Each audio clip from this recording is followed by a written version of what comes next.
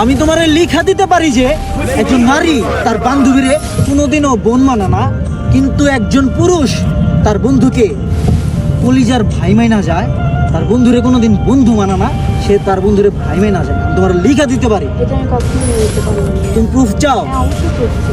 তাহলে শোনো, একজন নারী তার বান্ধবীরে যে কোনো টাইমে যে কোনো স্থানে তার ভাইরে বলতে পারে, দোস্ত তোর ভাইটা করা, দোস্ত মালটা আমার ভালো লাগছে, বলতে পারে না? হ্যাঁ, পারে। পৃথিবীতে এমন কোনো নারী নাই যে তার বান্ধবীরে এই কথা বলতে পারবো না, দোস্ত তোর ভাইটার আমার লাগবো, একটুখানি করে দে না। আছে? না। তুমি তোমার বান্ধবীরে বলতে পারবা না? হ্যাঁ, পারবো। কিন্তু একজন পুরুষ যখন তার বন্ধুরে বন্ধু না মানে ভাই মানে না, ওই পুরুষটা কোনোদিনও আর বন্ধুরে কইতে পারে না, দোস্ত তোর বোনটারে ভালো লাগছে, দোস্ত তোর বোনটা করা, দোস্ত তোর বোনের নাম্বারটা দে।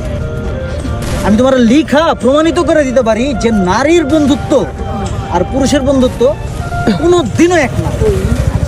কারণ একজন নারী আরেকজন নারীরই সহ্য করতে পারে।